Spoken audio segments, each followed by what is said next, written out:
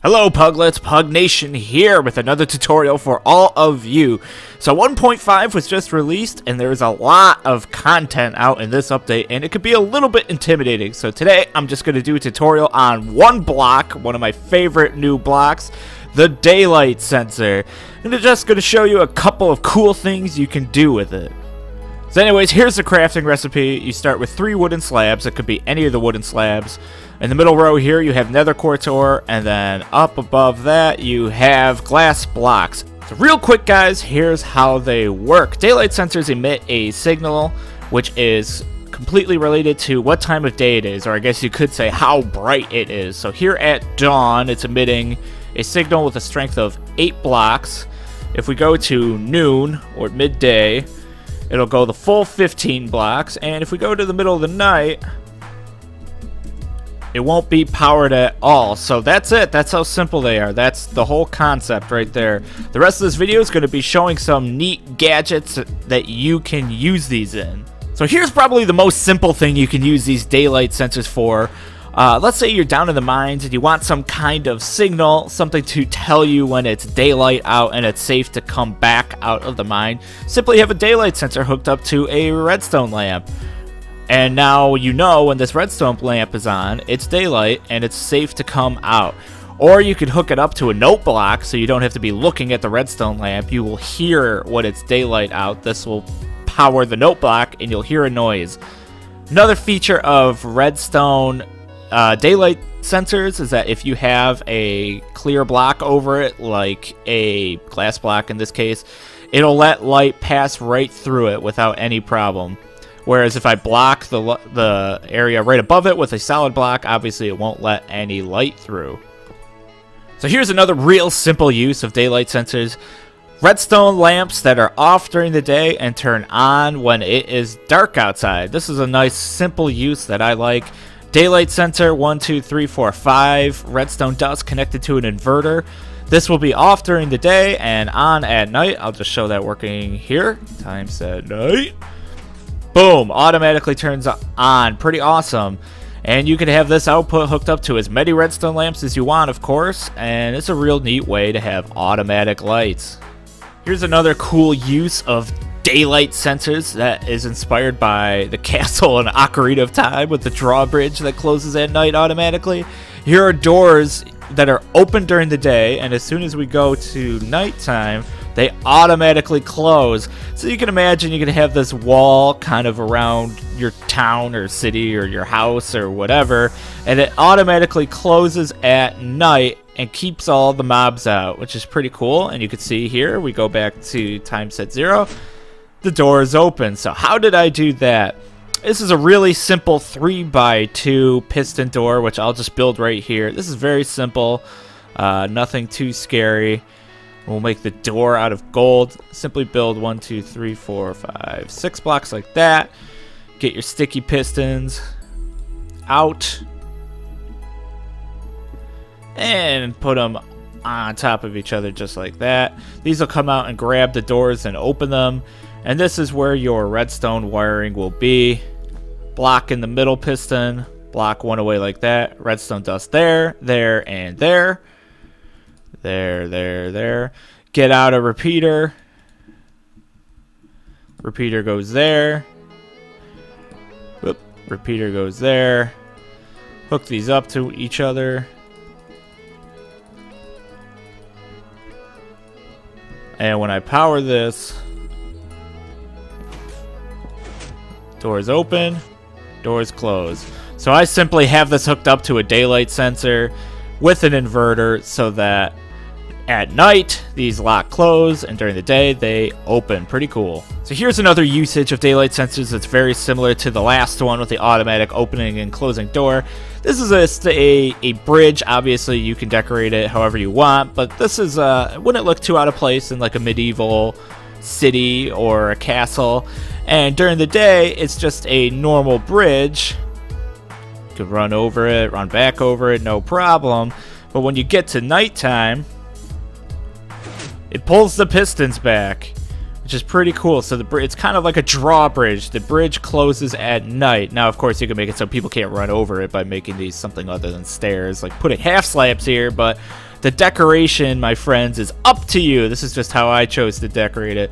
Now, all that's happening here, if we just pull back some of the decoration, is we have a daylight sensor, 2 redstone dust into a repeater, a line of redstone here, and these are sticky pistons that are holding on to the cobblestone.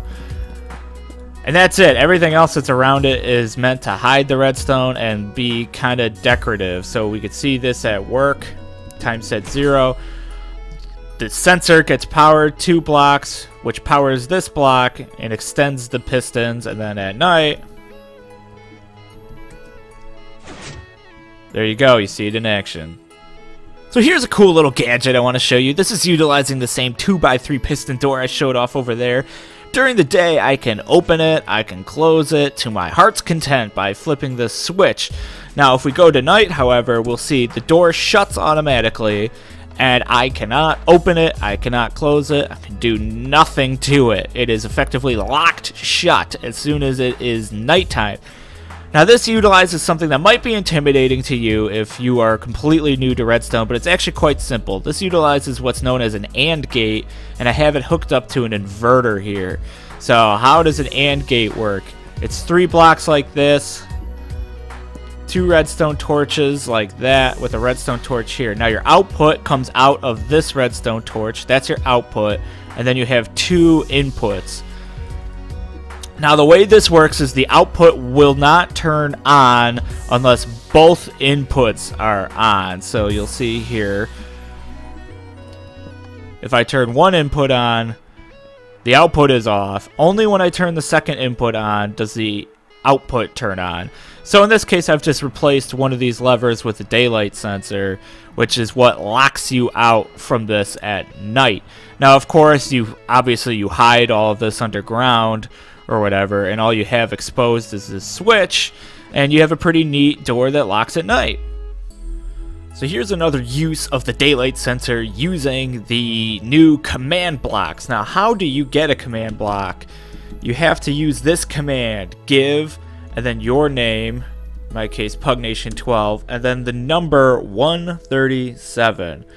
If you do that, you get this command block pops into your inventory, and you could type all sorts of different console commands into here. I just have this to time set 0, and what this will do is this will make it forever daytime. So as soon as the sun starts to set, this won't be powering that enough, which will turn, if that makes any sense. This inverter will turn on, turning the console command on, which I have set to time set 0, which is time set back to day. So it'll always be daytime here. So let's try to set it to night. Time set 18,000. Oh, but as soon as it tries to go to night, and then it console commands, you can see it in the bottom left there, set the time to 0. So this is useful, I guess, maybe in your creative world if you really just hate seeing nighttime or whatever and you're sick of typing time set 0. Put this in there. And there are some other applications in adventure maps and so on, but just wanted to show that one for you guys too. So here's another fun little application I wanted to show you guys. At day, nothing's going on here, but at night, the party starts. Woo! Let them fly. Now that's pretty cool, right? But if we put a repeater here with a delay of 2, we make a clock. So now we'll show you this again, and this gets really exciting now. One more time. Let's see the party in action. Now the party really starts. Woo! Woo! Yeah! Daylight sensors. Friggin' awesome. Alright guys, thank you very much for watching this video. Leave a like, comment, and subscribe if you like this tutorial and you like this. Oh, what's that? What's that over there? Alright, we've saved the best for last. Say, this annoys you. This little hut here. It's a blight upon your landscape. I don't want to see it anymore. What's the best way to get rid of any problem in Minecraft? Obviously, TNT. Now, in the olden days, you'd have to place the TNT, you'd have to run some redstone wire to it, and you'd have to be pretty close by to it to flip a switch or to place a torch. And if you're doing this to your buddy's house, well, it'd be pretty easy to catch you doing it because you'd have to be close by to do it. Well, my friends, not anymore. Now with daylight sensors, you can make time bombs. It's quiet by night, but come the dawn, no more.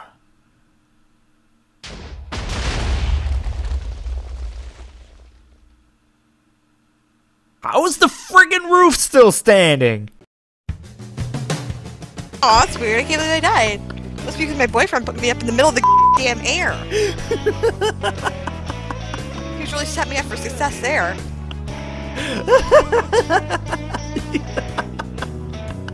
Hello? Hold on, I'm coming to rescue you.